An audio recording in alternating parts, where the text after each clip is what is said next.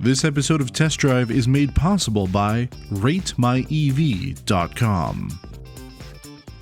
It's been a few years since Toyota released their first ever fully electric vehicle, the BZ4X, and for 2026, it's time for a refresh, and that's exactly what we got here. Toyota has done quite a few updates for this facelift model, including giving it a new name. This is the 2026 Toyota BZ all-wheel drive limited model. Let's check it out. Here in Canada, the BZ is split into three trims: the XLE front-wheel drive, the XLE all-wheel drive, and the limited all-wheel drive. Pricing is $48,000, $55,000, and $64,000 Canadian dollars respectively.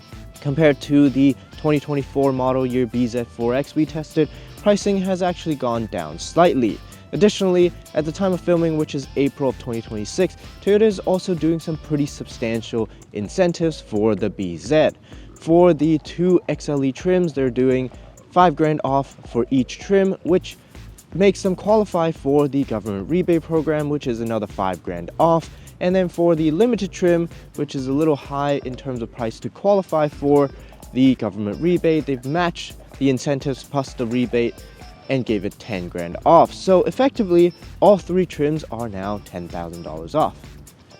Alright, let's first talk about the most important update for this refresh, which is the motor and battery setup. For the all-wheel drive model, power figure is up from 214 horsepower to 338, and the battery capacity has also gone up from 72.8 kilowatt hour to 77 kilowatt hour. As for the front-wheel drive model, in order to make it more affordable, keep the price point low, both the motor output and the battery capacity has been reduced. 168 horsepower and 57.7 kilowatt hour battery pack, down from 201 horsepower and 71.4 kilowatt hours. With that said, these motors are more efficient. For instance, the old XLE all-wheel drive is rated for only 367 kilometers of range, whereas the new XLE all-wheel drive is rated for 468. This limited trim, because of the slightly larger rims, has a slightly lower range rating of 436. In terms of the exterior design, the front end received majority of the changes with new headlights, new front bumper, and updated fenders. This look now aligns with the rest of the Toyota products like the Prius, like the Crown Signia, and of course their EV lineup. Now, in my opinion, I think this is a significantly better looking front end compared to the BZ4X, and as a bonus, you also get headlight washers. Over to the side, the big news is that you can now get body-colored fender claddings. If you go for the white, the gray, or the black, you will get body-colored fenders. But if you go for the red or the blue color, you will get the two-tone black fender flares. Now, for the XLE trims, you get 18-inch rims, but this limited trim gets the rims upgraded to 20 inches. As for the charge port, which used to be right here, has been moved over to the right side of the car. The BZ now also comes included with an NACS charging port, which means you can easily take advantage of the Tesla supercharging network. DC fast charging is rated for 150 kilowatts across the board, which means that charging from 10 to 80% under optimal condition should take around 28 minutes. AC charging has also been improved, with the onboard charger being upgraded from a 6.6 kilowatt unit to an 11 kilowatt unit, which is a lot more reasonable for a fully electric vehicle. Around back, aside from the badging changes, everything else is carryover, and I'm still not a huge fan of this black piece underneath the tail lights. But at least the light bar tail lights at night looks pretty nice. Now, in terms of trunk, all BZs now get power trunk standard, and cargo space you're looking at about 780 liters for the XLE trims and 730 liters for the limited trim because of the subwoofer off to the side. Now, rear seats can be folded down 60-40 split. There's a little bit more space underneath the trunk floor, and the trunk floor itself can be height adjustable. As a bonus, you can also store the privacy cover underneath the trunk floor. There's a dedicated spot, which is excellent. Jumping inside, the rear seat of the BZ is very spacious with plenty of legroom and a decent amount of headroom. For the Limited trim, you get a soft pack synthetic leather interior, either full black like what we have here, or black and light gray two-tone depending on your exterior color choice. In terms of backseat equipment, you get a nice little armrest, which includes a phone stand here, as well as manually reclinable seats, slightly but still better than nothing. And for this specifically, the Limited trim, you also get a panoramic sunroof as well as rear heated seats. Okay, moving on to the front seats, this is where you'll find some differences in terms of the interior design compared to the outgoing BZ4X.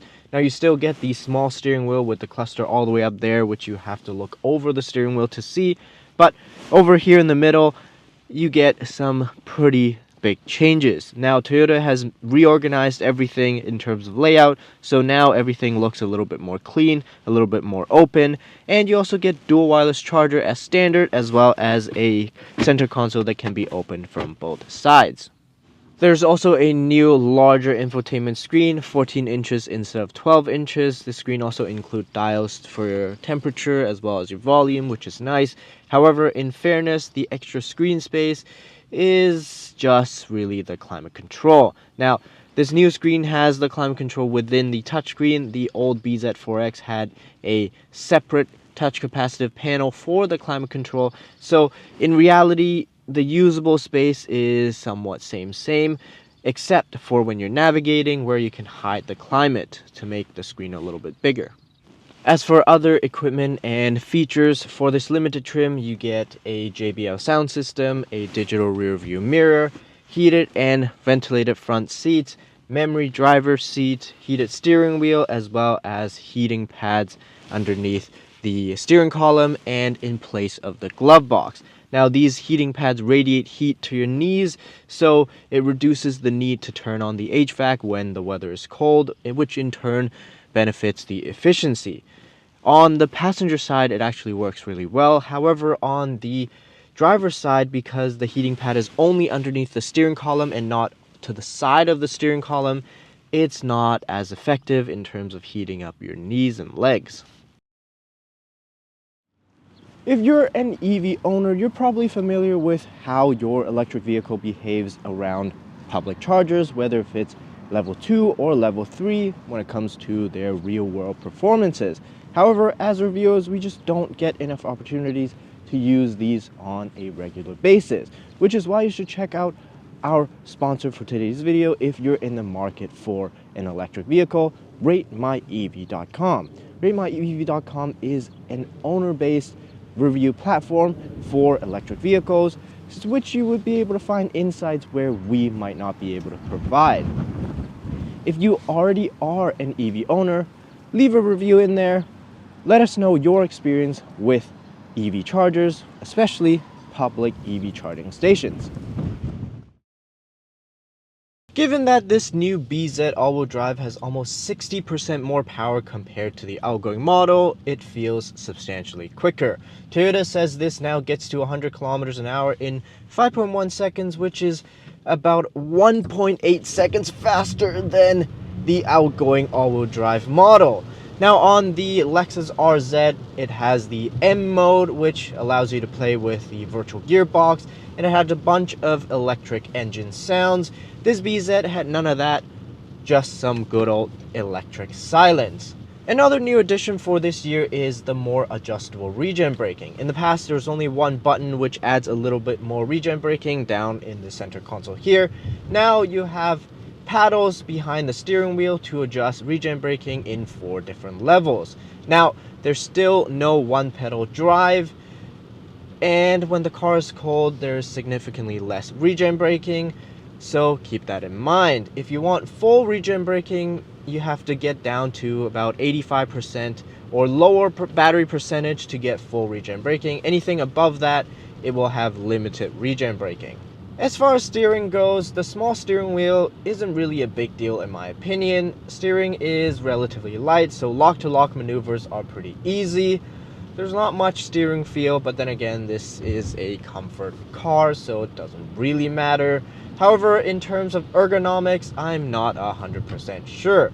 For me to see the steering wheel fully, I have to adjust the steering wheel all the way down, which gets pretty close to my legs, and I would assume that if you're a little shorter, it doesn't make it any easier.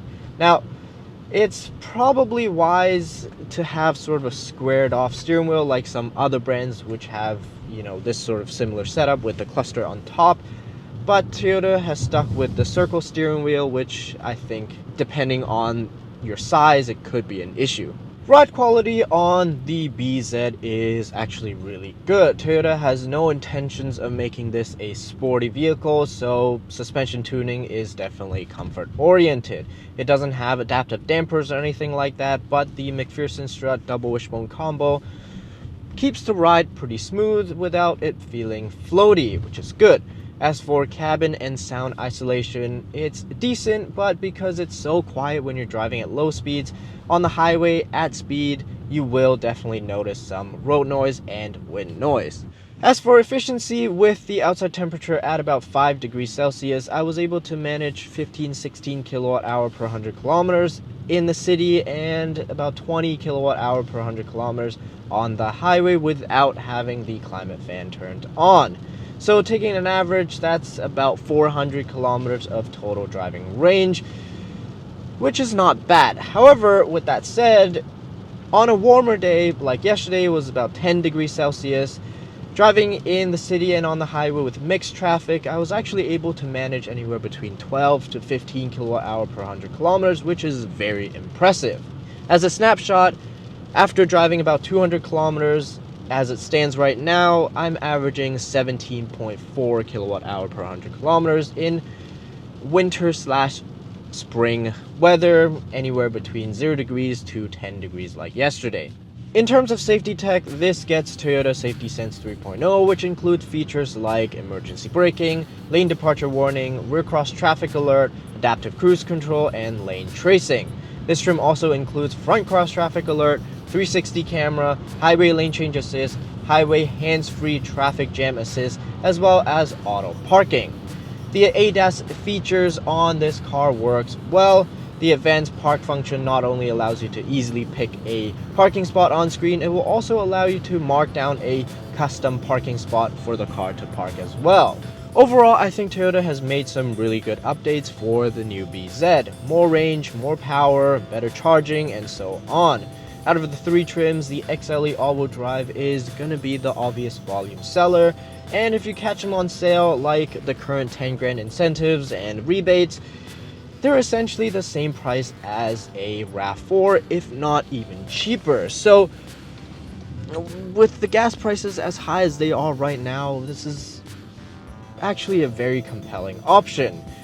Anyway, what do you guys think about the new BZ? Would you consider taking one of these, or would you get a RAV4 instead for the reliability or the proven reputation of the reliability?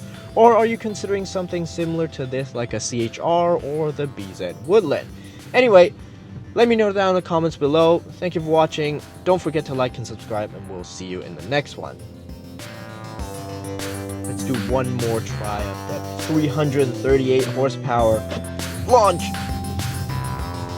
Yep, it's fast. It feels faster than 5 seconds to 100 kilometers an hour. Anyway, see you next time.